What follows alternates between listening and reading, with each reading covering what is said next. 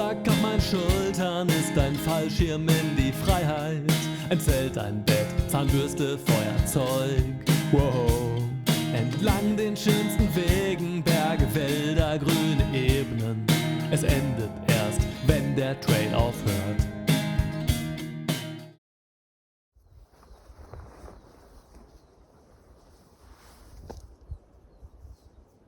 Tag 8.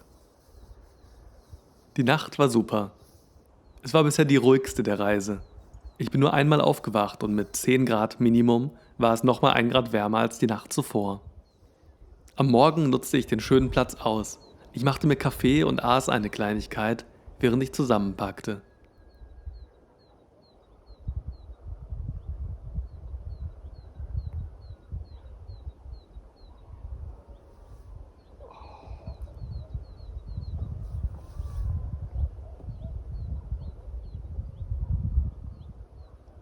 Und dann ging es los in den nächsten Ort, Akbel.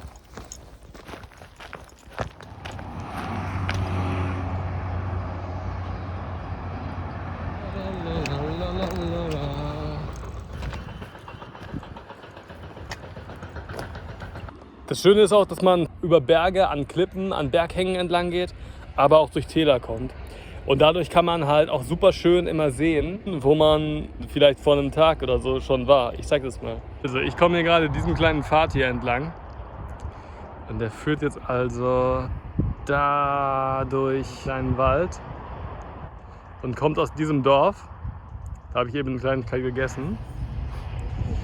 Und ich bin über diesen Berg gegangen. Hier, da war ich in diesem Tal. Und mein Weg führte ungefähr da lang. Das ist der Berg, wo ich die letzte Nacht gecampt habe.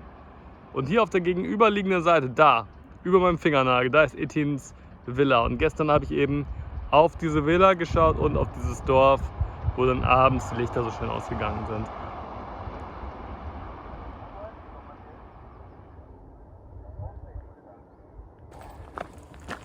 Jo, man läuft hier die ganze Zeit so einen kleinen Single-Trail lang.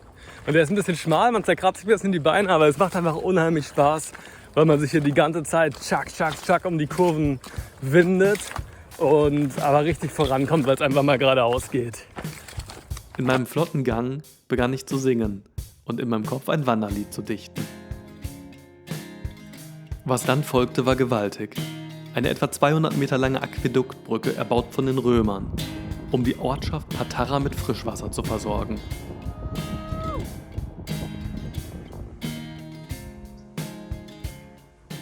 Auf dem Single Trail kam mir ein Hiker entgegen, übers Jayhan, und will halt auch unbedingt den ganzen Weg laufen.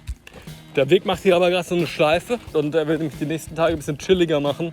Und wenn er nur 10 Kilometer geht und ich 15, dann würde ich ihn dann irgendwann halt einholen. Mal gucken, vielleicht können wir ja mal zusammen campen und ein bisschen quatschen. Das wäre natürlich super nice, wenn es dann nochmal eine Begegnung geben würde. Er hat mir zusätzlich auch erzählt, dass vor mir ein Typ und ein Mädel wären, die Geschwister wären und Englisch sprechen. Ich bin gespannt, wer da ist und ob ich sie einhole. Eine Zeit verlief ich mich etwas, kam dann aber über traumhaft grüne Wege zu einer Quelle, wo sich gerade 2 Frösche verliebt.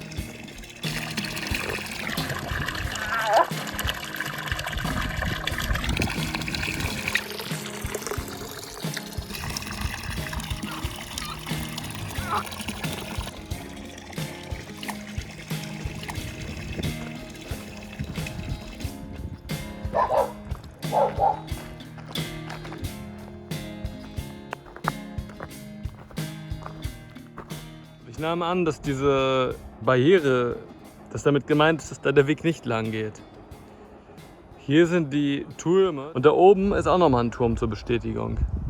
Das heißt, ich bin da oben lang gegangen, bin nach einer Stunde wieder hier, weil da oben führt es halt völlig ab vom Weg. Ich mache jetzt die Interpretation Nummer 2, ich nehme das mal als Tor. Na, also da ist jetzt auch ein Zeichen.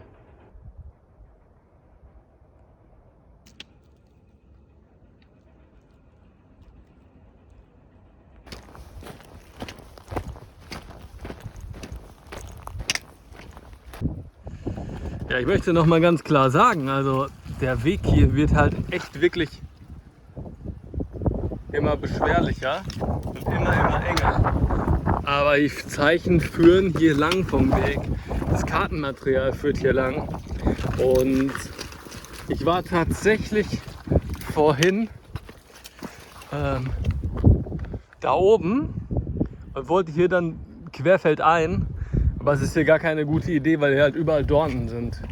Das heißt, ich folge jetzt diesem Weg hier weiter und bin mal gespannt, ob jetzt das Kartenmaterial recht hat oder diese Barriere irgendwie wirklich bedeutet hat, dass man da nicht lang gehen soll.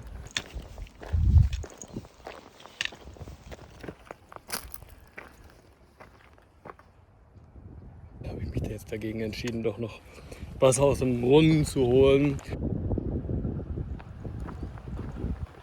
Eine ganze Weile später erschöpften langsam meine Ressourcen.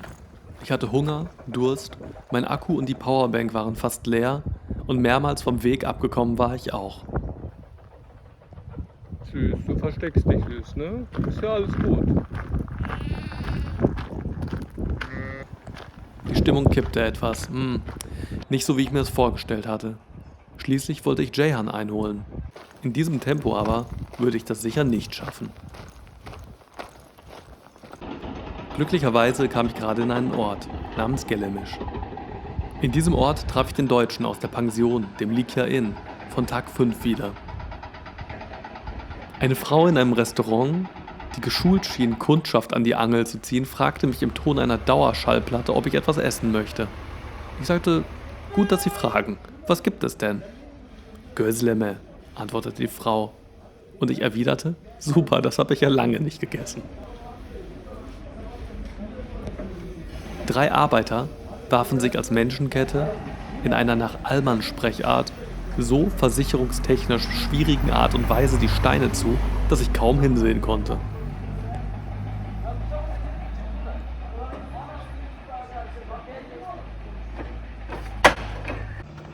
So, jetzt haben wir hier wieder mit den Wunden einiges zu tun.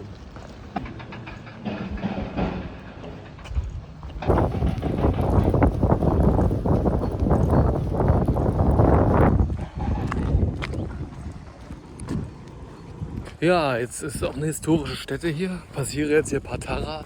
Da sieht man hier schon wieder. Moment mal. Da steht ein Rind. Okay, mich wundert hier gar nichts mehr. Also ich bin ja auch schon wieder in einer historischen Stätte. Und oh, das Rind. Oh. So, hier zum Beispiel sind hier alte Ausgrabungssachen, ne?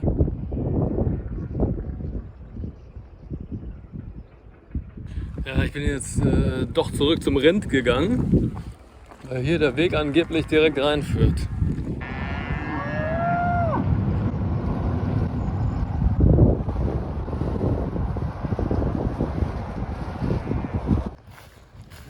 Also ein richtig gutes Gefühl habe ich jetzt nicht, hier lang zu gehen.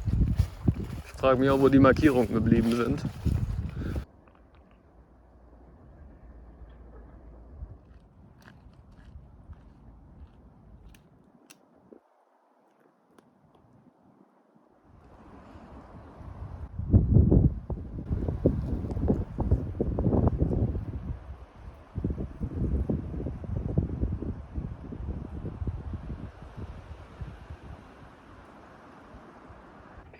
Auf dem Weg raus aus dem Ort streifte ich eine Hotelanlage auf einem Berg. Etwa 150 Meter vom Hotel, an der Zufahrtsstraße, perfekt geschützt hinter einem Busch, warf ich mit einem leicht mulmigen Gefühl mein Zelt auf. Doch kaum war alles aufgebaut und dunkel, bellte es nun aus mehreren Richtungen.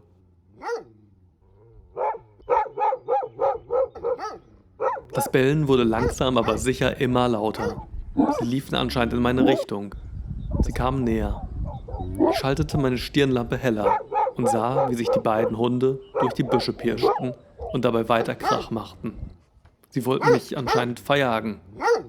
Nun ja, alle Beteiligten waren leicht angespannt, denn ich wollte sicher nicht mein Zelt wieder abbauen. Nach einigen Minuten und freundlichen Worten wedelten sie dennoch jetzt mit den Schwänzen und zogen davon.